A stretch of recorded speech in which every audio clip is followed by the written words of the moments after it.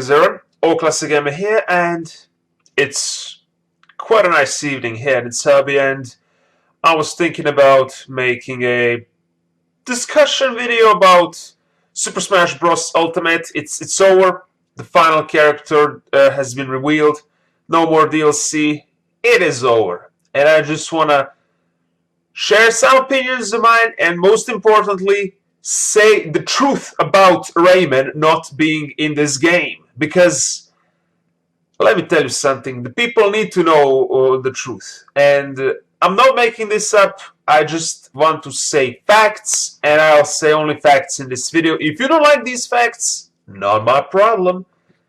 Let me tell you, let's start from the beginning. First of all, I want to give an opinion of every DLC character released so far. So I want to say that for Sora being the final DLC, I actually 100% agrees, because it does make sense after all. He was the most requested even for the previous Smash Bros. Game, the one for the Wii U, and now finally having a chance to be in the game, it is a deserved spot, and it was a nice way to end, because come on, let's be honest, Sora shaking hands with Mario is the closest we are ever gonna get to a Nintendo Disney crossover, so we gotta appreciate that a bit. So I have nothing against this. It was a good choice. However, I have something to say about some of the previous DLC, which I wanna share about what I think. And I think there was some wasted potential, but I will say the truth about Rayman, and also most likely the truth about Crash Bandicoot, although I don't know 100%. But first, let's start. So, what we have to say about the Smash Bros. DLC? Well, the Piranha Plant was a very weird choice. That was unexpected, but when it was revealed, I was like, what can we do about it? It's just Piranha Plant. So neither hated, neither liked it. I didn't really care. I just found it very odd. And now, when it comes to Joker, I thought that was pretty cool. That was a cool addition. There was no Persona 5 at that time for Switch, and I believe even right now the only thing we have is Persona 5 Strikers on the Switch, but it's still cool to see him in the game. We needed some Persona representation, and he was the newest one, so obviously they're gonna pick him. So it was nice, and it could count as a Sega representation, to be exact, because Atlas is owned by Sega after all, and yeah, that was nice. Now, Hero from Dragon Quest, that was also pretty good DLC, because yeah, it's always it just fits very well, and I have nothing to say negative about it. Banjo-Kazooie, amazing choice. When compared to the previous two, I like this choice even more. So I'm so happy it worked out. Microsoft was always on good terms with Nintendo lately. They just said that they can use it. There wasn't any licensing issue that had to be resolved around this character. The people might think there was something. No, it wasn't. Microsoft was cool with it because it was the honor for them that Banjo-Kazooie gets in Smash Bros. Because it depends how powerful of a company you are and what your stances are. Now, to be fair, Banjo-Kazooie, they aren't someone that are made specifically for Microsoft. They have history before Microsoft, you know, so you can kind of see. I imagine if there was talk with some a Microsoft character that was made for Microsoft, in mind, maybe Marcus from Gears of War, there will maybe then be some discussions about how to license him, what are the costs and whatnot. But well, Banjo-Kazooie, we know was cool. They just said I can have it, so that's pretty cool. Terry was also very nice and surprising DLC for me. I mean, Smash Bros. Is a fighting game after all, so it's always nice to see a character that originates from a traditional fighting game that to make it into Smash Bros. So that's very good. Now, Ballot, fucking horrible choice. When this DLC was revealed, I was pissed off so much. You just can't. You just can't imagine how I reacted. This was like I hated it. I'm not gonna deny it because it's always these Fire Emblem characters taking up slots. They just piss me off so much. So I think that was a total slot waste, and there were so many better characters that could go on that spot. So the previous ones, they're cool. But this was the first one that really pissed me off, and I don't know what the hell was Sakurai thinking.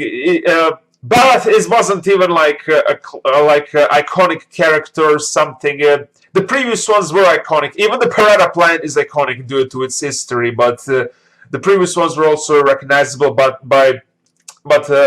Ballot, I really hated. I was pissed off so much.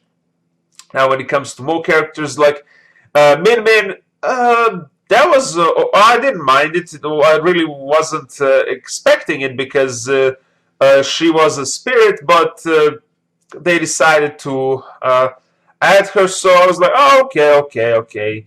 And I kind of was hoping that the moves that she has, that like just how like there's a Peach and Daisy, which are similar, or Pit and Dark Pit. I was hoping that some of the moves are gonna be maybe like replicated if Rayman gets in one of the future slots. I was hoping like that there could be like Echo Fighter. That's what I mean. But that didn't happen. That was just a wishful thinking. But deep down, I suspected this will not happen, and I'll later say why. But we come to the next one. Oh boy, the next one pissed me off so much. Fucking Steve and Alex. What the fuck is wrong with you, Sakurai? Why you put these characters in? They're like, come on, it's fucking Minecraft. You really think that this deserves to be in the game like Smash Brothers? I dare to say that Smash Brothers' reputation is forever ruined by inclusion of Steve and Alex. And like, the only thing they could have done worse than this is if they included Jonesy from Fortnite. Oh, if they fucking did that, that would be. I don't know how I would react, but like fuck that shit. And this really pissed me off. I was like so angry, even more angry than with the Ballot. Steve and Alex was the worst. And I still say, from all the DLC ever released for this game, that was the most wasted slot. He didn't deserve to get in. I don't care what you say. This is my opinion, and you're on my video, so I'm gonna share what I think. And I fucking hate Steve. Now, Sephiroth was. It was an epic reveal. I really liked the trailer, how it was done, and while he was not on my list, like I wasn't thinking about him and like saying, oh, I would really like Sephiroth to be in the game. Oh yes, he's one of my top choices. No, I wasn't like that, but his inclusion was not bad at all, and I welcomed him how he was in the game. About Pyra and Mithra, I also kind of think that the slot is wasted. I'm not so hateful towards them like towards Steve and Alex or Ballot, but I still wish they were not there and that someone else was there. It was just a total waste of slots still, in my opinion, because I don't know, I don't think they had anything important of a value to add there. Like, it's just they're just the characters from a recent like Xenoblade 2, which was it's a recent game. I always feel like Super Smash Bros. Should be about iconic characters, and I don't know, in my opinion, they're just not iconic enough, and it's just too much of a recent game, and it's just I don't know, I just don't connect good with them. It's just I don't know, if you like them, it's fine. I just don't have any connection with them. It's like I don't mind. I mind Steve, and I fucking hate them, Steve, Alex, and Bellet. But Pyramid are okay, I guess. But still, I'm not happy. I wasn't happy with that slot. I thought it was wasted. Kazuya was nice. Again, it's always welcome to see a character from a traditional fighting game make it into Smash Bros. I know some people already there, like when Kazuya was already confirmed. I knew that now it was like, because I was hoping how it was earlier going on. I was hoping that both Crash and Rayman will be able to make it into Smash Bros. I was like saying, oh, come on, they are not. We need a little bit more Western representation. So let's hope they're gonna add both of them. I was especially hoping that before Steve and Alex were confirmed. Fuck them. But when Kazuya was, I was saying, okay, I know that now it can't be both Rayman and Crash, but I was still I was rooting mostly for Rayman because while I like both characters very, very much, the thing is, Crash was already released, got a new game and stuff like that. He was being popular, like he wasn't being mistreated or something like that. And meanwhile, the last main Rayman game was in 2013. That's gonna be in 2 more years. It's gonna be like 10 years since it was released. Like it's crazy. Like this year was like 10 years from Rayman Origins. What the hell? The time is so much flying fast. I can't even believe this is a reality. Like it's so mind-boggling to think about it.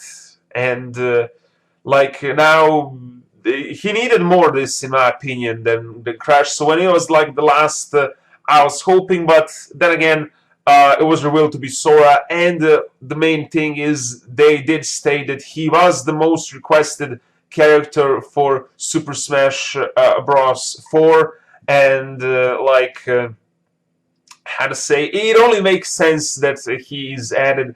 And I'm actually happy that any licensing issues were resolved, because I imagine that for him to be included, Nintendo, Square Enix, and Disney had to make some sort of deal, and who knows what.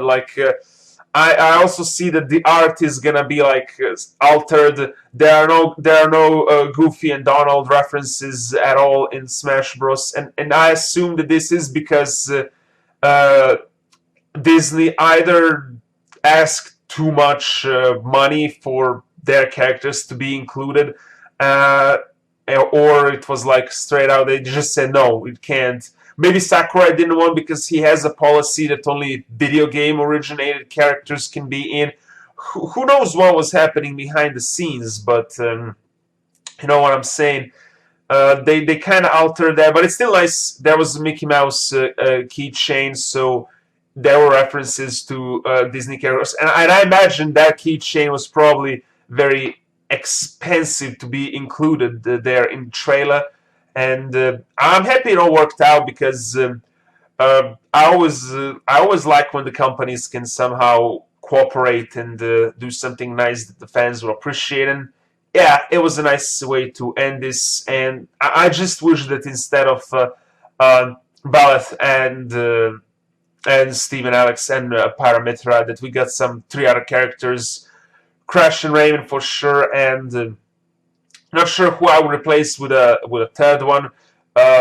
Maybe Spyro would be nice, or Reimu. Yeah, those would be the good choices as well. But yeah, didn't happen. And now, just want to say to people, we gotta move on. Come on. I see some people not being able to accept this. It is over. It's over. This is probably gonna be the last Smash Bros. Game ever made by Sakurai. There are probably going to be more games in the future, because it will be a bad business decision to just never make another Smash Bros. Game, because this game sells very well. But I have a feeling that this is the final game Sakurai will make. I think he'll retire soon. That's just my guess, but maybe I'm wrong. Who knows? Maybe he will say, "Oh, I'm still gonna do something else in the future." But we're definitely not seeing another Super Smash Bros. Game until a full successor of Nintendo Switch is released. And even this whole Nintendo Switch successor, we don't know what approaches Nintendo gonna take. Are they gonna be more like Microsoft? Because Microsoft kind of like just made the Xbox Series X to be a upgrade of Xbox One rather than an entirely new system, because like the games are like being shared, except they look way better. From my understanding, there isn't a single Xbox game which is like compatible only with Series X and not with a Xbox One. So I think they just are like pushing the limits and making it like be unlocked frames, better graphics and stuff if you play it on Series X. But if you play it on Xbox One, it's still gonna be playable, but it's just not gonna look as good as when being played on the Xbox Series X. Now, for Nintendo, it's different a bit because Nintendo Switch is not so powerful like Xbox One even is. So we don't know.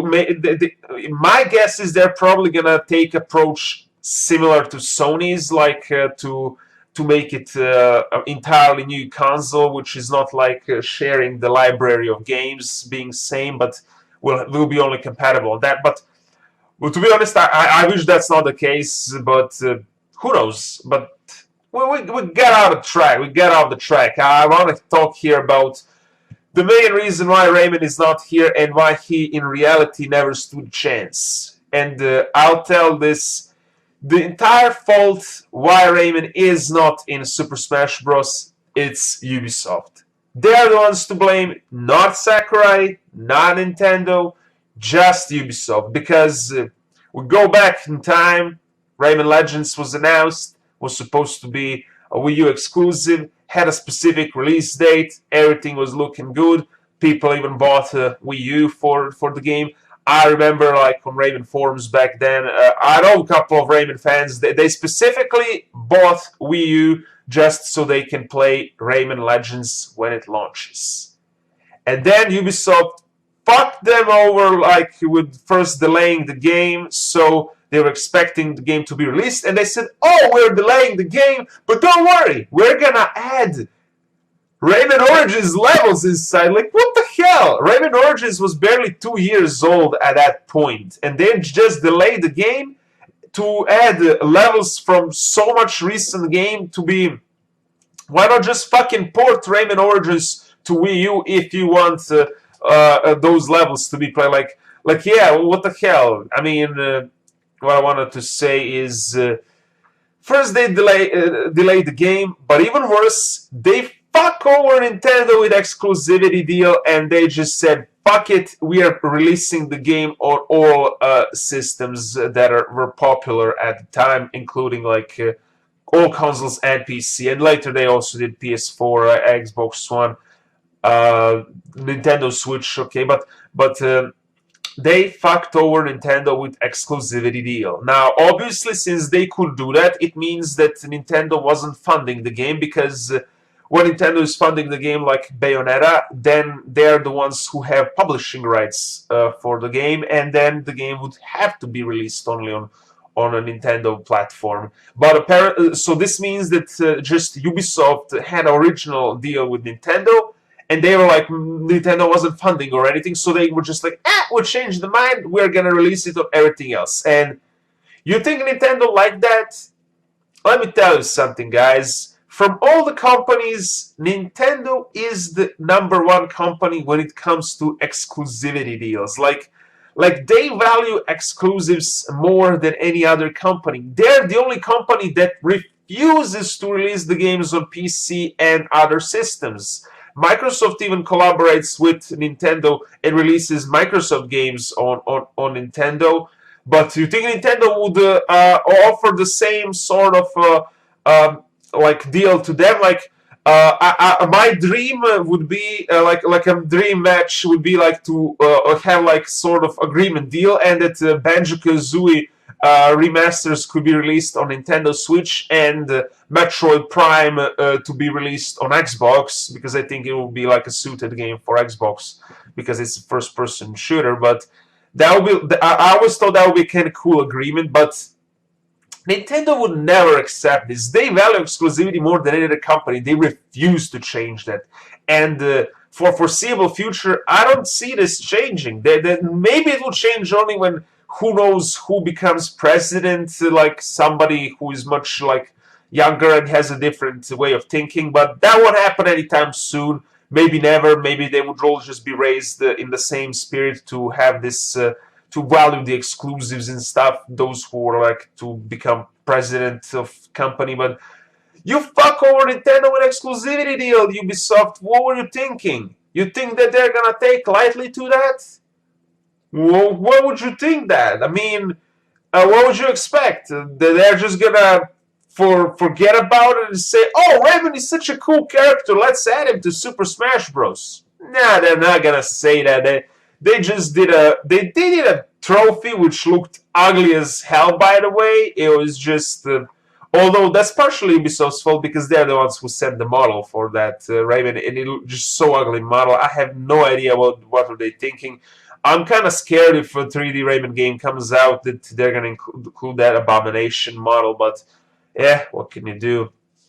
But if you focus on one interview from GameZone, there's a specific question which GameZone asked Michelle Ansel. They said, "Can Rayman kick Mario's ass?"